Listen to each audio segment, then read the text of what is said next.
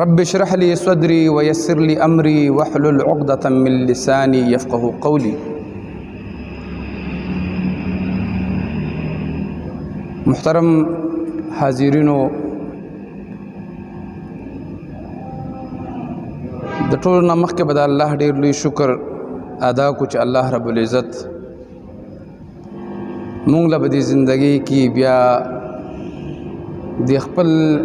پاک ځای ته د راتګ توفیق راکړو. دلته به چې ما زه سوی ما او تاسو بس اورئ، الله رب العزت دې به دې باندې مونږ له د عمل کولو توفیق راکړي. دوستانو، ما تاسو په وړاندې باندې یو آیت کریمه تلاوت کو. بدی آیت کریمه کې الله رب العزت د والدین د مور او پلار د حق د هغې د تابعدارۍ حکم مونږ ته راکوي چې د خپل پلار او مور سره به په څه طریقه تاسو وخت تېروئ. دوستانو، څنګه چې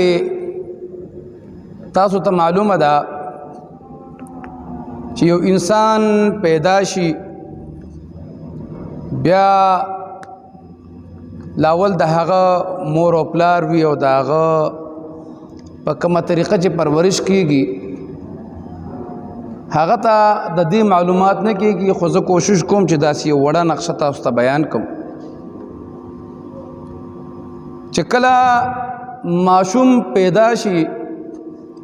په کومه ورځ چې پلار ته دا معلومات وشي چې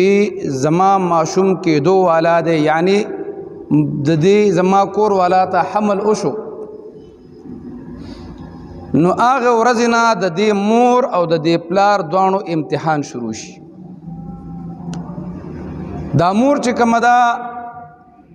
دا خپل بچی په ګېډه کې د هغې پرورش کوي، خو دا پلار چې کوم دی دا بهر د هغې چې څومره د دوایۍ او د هغه د علاج د هغې د مور د علاج او نن سبا به د سره وړو لکه الټراساونډ او اکسرې او دوایانې، د مور دغه امتحان شروع شي چې په هغه باندې د یو ماشوم تکلیف شروع شي او والد چې کوم دی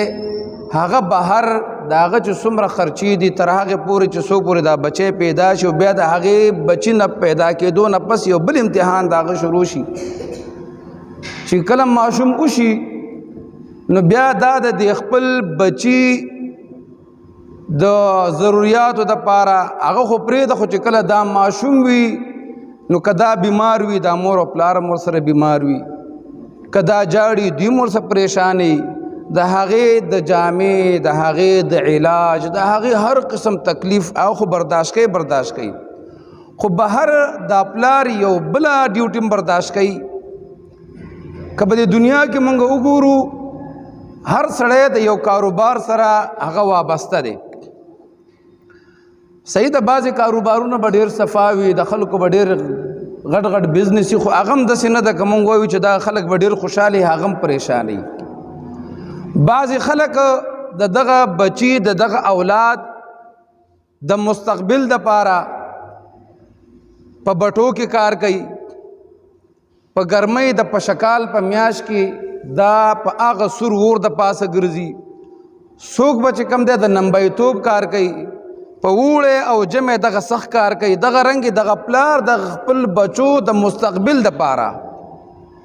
د بچو د مستقبل دپاره که په اوړي کې کم کسان ګرم کار کوي، د سریې په مل کې به کار کوي، سخت اوړی به په سوشل میډیا هم یو ویډیو کته چې د سریا د دې دغه نه راوځي، د دې مل نه تک سره د اور سریا راوځي او خواته د اوبو نه ډرمان ډک وي، او چې هغه راوځي نو هغه کس یو جګ اوبه په ځان راواړي. نو که چېرته د یوې خېټې د رزق خبره وه نو د سړي به چېرته هم دا نه وکړی. خدا چې دا څومره محنت کوي دا دې دپاره کوي چې یاره اوس زما دپاره یو ذمواري شوه، زما په کور کې بچی پیدا شوی دی. او هغه چې کوم دی دغه که د چا د یخنۍ د کار سره تعلق د اوبو سره تعلق هغه په جمع کې هم د هغه اوبو کار کوي، او که چا د ګرمۍ سره تعلق هغه په په وړي کې او په ګرمۍ کې هم دغه کار کوي او په د هغې معاوضه اخلي او هغه راوړي او به د خپلو بچو باندې لګوي. خو یو پلار هم دا نه وایي، هغه کوشش دا کوي چې زه د سخت کار کې اخته یم، زما بچی دې دا کار ونه کړي.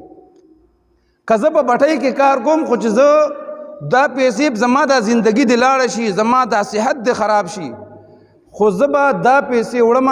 او به د خپل بچي به تعلیم کوم، زما بچی به دا کار نه کوي. د خپل بچي دپاره دومره صفانیت وي، خپل ځان باندې هغه ګرمي برداشت هغه په ځان سوچ شي خو په خپل بچي باندې هغه پیرزول شي.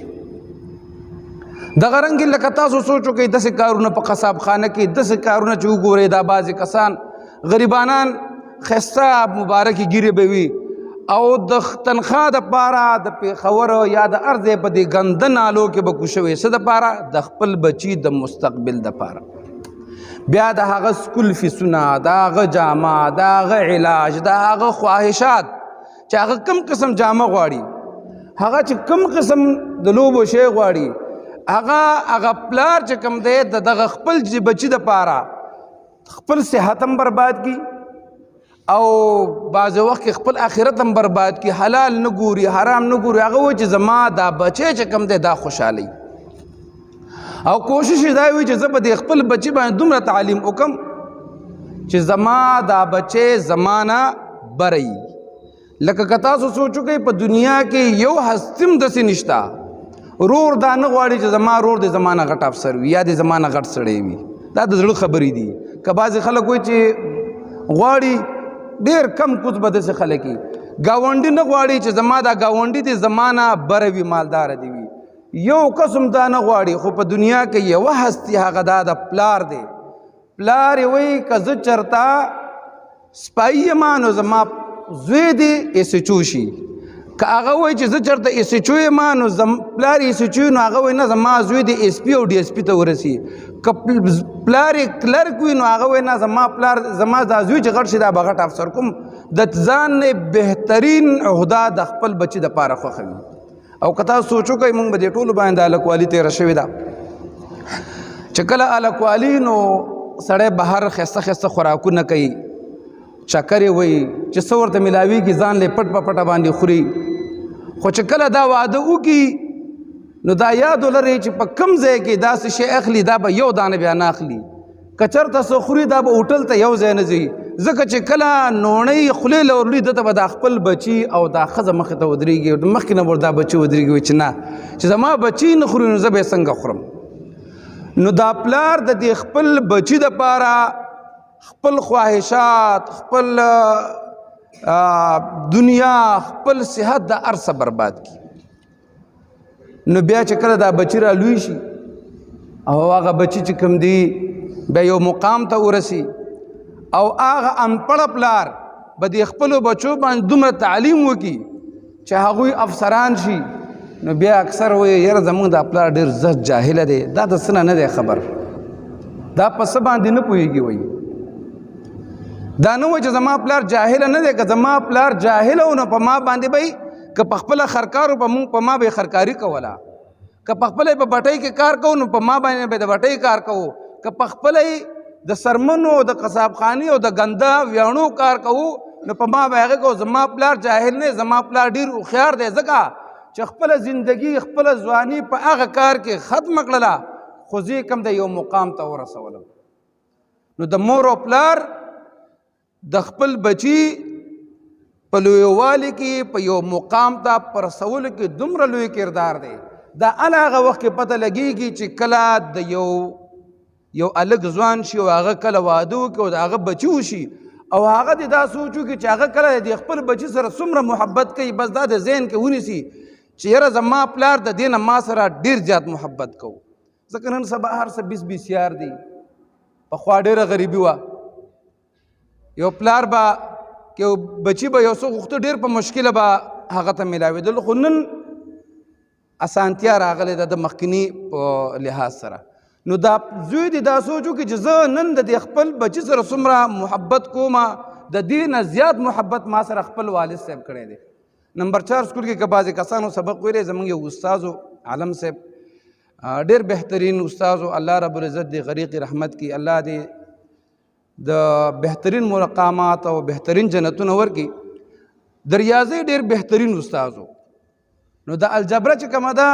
دا یو داسې شی و چې زموږ خو د دومره الرجي کو چې معمولي نری وړوکی سوال به و د هغې حل کولو دپاره به ټول بورډ ولیکل شه. نو دا استاد زموږ چې و د ده به د خپله پوهه باندې دومره شکر و دومره فخر و چې کله به دا علم صاحب راغی نو ده به موږ ته وی کوم سوال دی؟ موږ ورته جي دا سوال دی. نو سوال به یې مخکې ولیکه او د هغې په منځ کې به ټوله پړپړه څومره پړپړه چې و هغه به یې پرېښوده خو لاندې به هغه جواب ولیکه. هغه به ویل لکه دومره به یې موږ ته ویل چې زما ته دومره دا حساب کتاب یاد دی چې ګوره جواب مې مخکې ولیکه اوس به یې له حل کوم تاسو به پرې اوس پوهیږم. نو هغه چې کله زموږ کلاس ته به راغی نو هغه یو ورځ موږ ته داسې یو قصه بیان کړه. وایي داسې چلو شو چې دا سکول نمبر 4 سکول چې کله جوړ شو نو د دې پړو لاندې یو څو ماشومان به کېناستل دا آبادیان نه وي ډېر عمر استاد و. یو ماشوم وایي دلته وایي داخل و د هغه نوم و شبیر. دا به هر سحر خپل مور راوستو، هر سحر به د خپل مور راوستو او دا مور به بهر په ګیټ باندې ناسته وه تر هغه پورې چې دا سکول نه به دا ماشوم چوټي شوی نه و. چې دا به چوټي شو نو مور به برخه کې ناسته و لاس نه به یې واخیستې ځان سه به ونیو کور ته به یې بوتلو. و یو ورځ زه وروتم ورته مې ویل چې ګوره بیبي دا ماشوم چې ته سحر راولي به سکول کې ګیټ کې پرېږده او چې کله بیا د چوټۍ ټیم شي غړې ته ګوره راشه موږ به بس بوبه زه ته د هغه ټایم نه واله دې دغه ته او دا کال نشه دا 2 کال نشه تر ډېر وخت نه دا ډیوټي کې. هغه ویل چې نه بس ځم دلته خیب. وایي دې کې وخت تېرېده ما واده وکړو چې کله ما واده وکړو او چې کله الله پاک ما له زوی راکړ وایي دا خپل زوی چې ما په غېږ کې راوچت کړ وایي ما ته د هغې مور د درد پته ولګېده د هغې د محبت وایي ما ته پته ولګېده چې هغه مور به د سحر نه واله تر غرمې پورې په ګیټ کې ناسته وه. دا د بچي یو خپل یو محبت الله رب العزت د انسان په زړه کې او د مور او پلار په زړه کې واچوي. نو چې کله هغه ما هغې کې راوچت کړو نو ما کور کې ووایي چې زما د زوی نوم به شبیر وي. نو د الله رب العزت دغه لوی نعمت دا کوم چې والدین دي دې باره کې الله تبارک وتعالی فرمایي وقضا ربک الا تعبدوا الا ایاه. الله وی تاسو ته حکم کوي ګوره کوم ځای کې چې الله رب العزت د والدینو ډېر ځایونو کې چې الله رب العزت د والدینو د احترام او د احسان او د هغې د حقوقو خبره کړې د هغې نه مخکې د خپل د عبادت د حکم نه پسې ډایرکټ د هغې خبره کړې ده. وقضا ربک الا تعبدوا الا ایاه. ای بندګانو الله تاسو ته حکم کوي چې تاسو به ګوره عبادت صرف د الله کوئ زما به کوئ وبالوالدین احسانا او د خپل والدینو سره به نیکی کوئ. ما تاسو دا نقشه بیان کړه که نه چې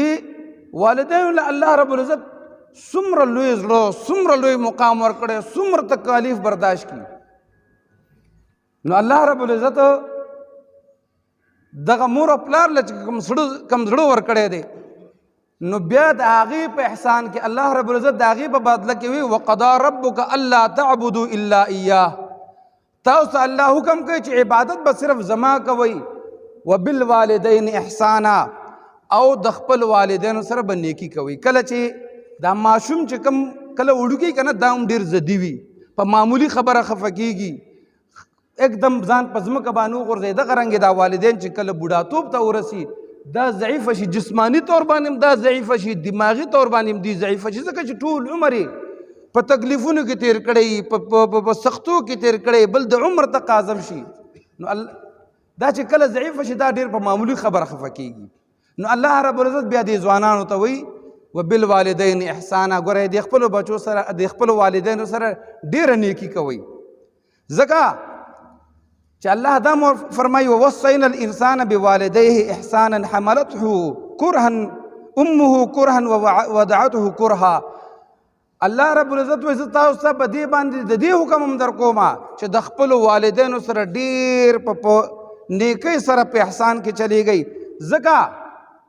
چې دا د مور ډېر په سختۍ باندې کله چې دا د مور په ګېډه کې وي ډېر په سختۍ باندې ګرځئ او کله چې پیدا کوي هغه سختي مونږه نرانو ته پته نه لګي یا الله ته پته ده او یا هغې زنانه ته پته ده چې دا کم ماشوم پیدا کوي. نو د مور او پلار چې کوم احسانات دي په مونږه باندې یو کس راغی او هغه حضرت عمر رضی الله عنه ته وفرمایل چې ما خپله مور چې کومه ده دا د خراسان نه غالبا د افغانستان چې کوم زوړ نوم دی دا خراسان ما د خپله مور د خراسان نه په شا باندې یا په اوږه باندې حج له راوستله او دلته مې پې ټول مناسک وکړه طوافونه مې پې وکړه او دغه رنګې چې کوم چا چې حجونه کړي هغه کوم تکلیفونه مې ټول په اوږه باندې وکړل نو فرمایي آیا ما د خپل مور دا حق ادا کړ نو حضرت عمر رضی الله عنه ورته فرمایي تا چې د خراسان نه په اوږه باندې دا راوسته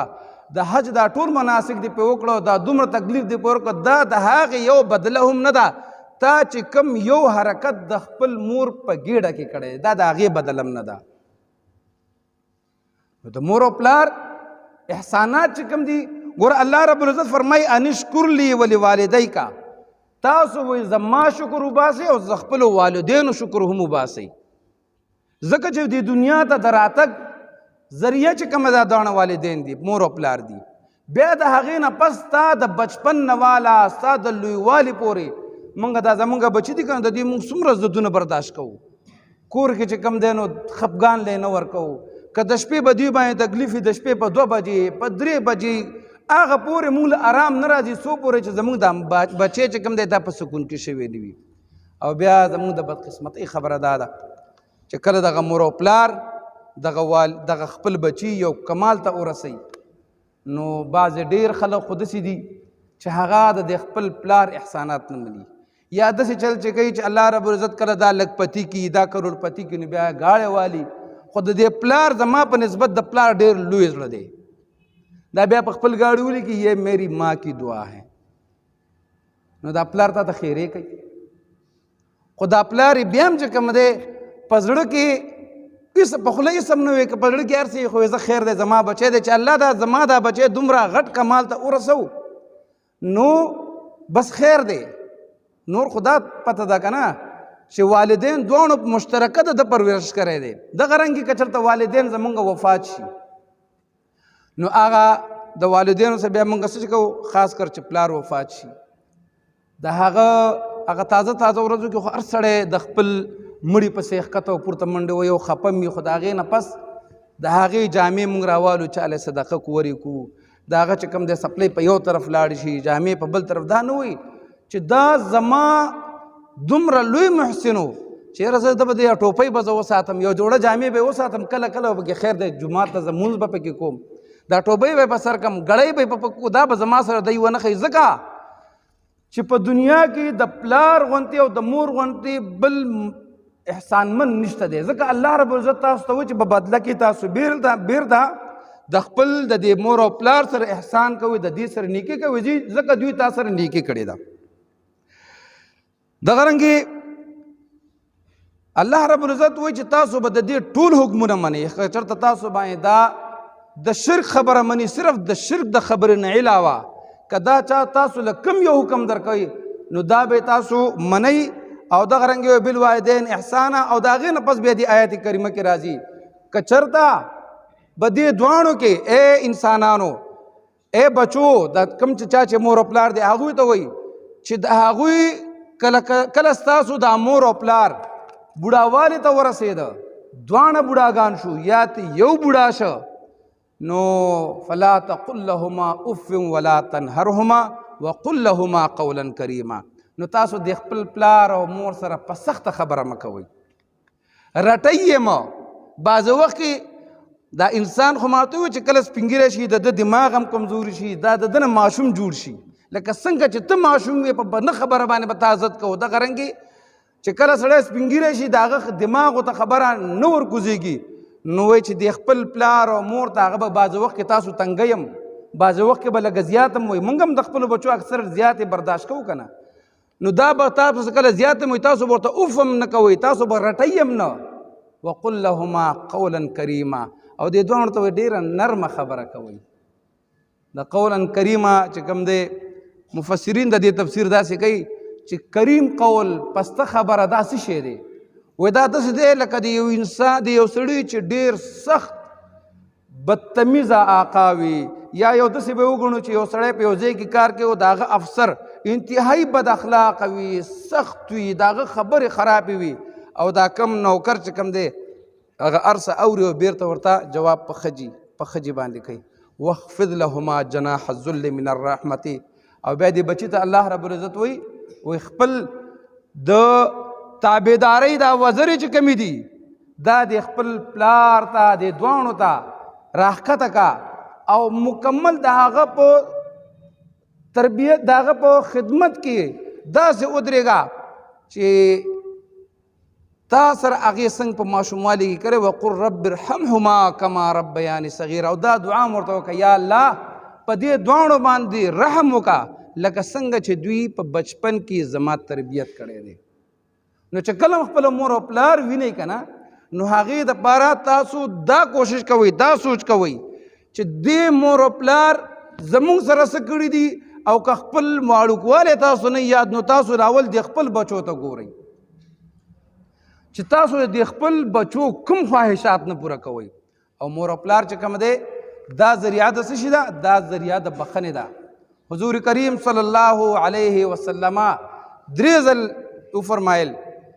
چې مخ دې تور شي د هغه سړي، مخ دې تور شي د هغه سړي، مخ دې تور شي د هغه سړي. صحابه ورته عرض وکړو یا رسول الله څوک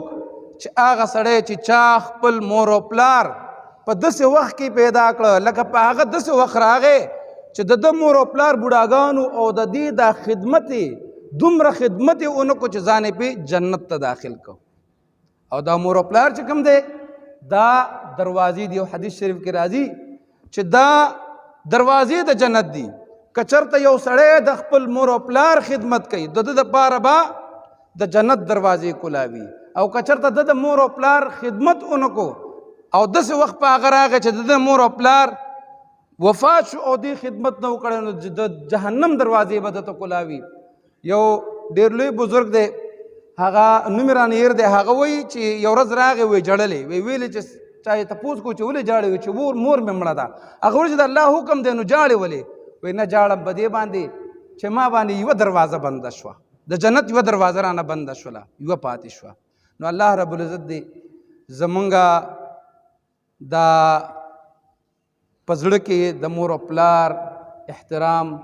هغه واچوي، او الله رب العزت دې دا موږ چې څه وویل دې باندې د عمل کولو توفیق راکړي. وصلی الله تعالی علی خیر خلقه ونور عرشه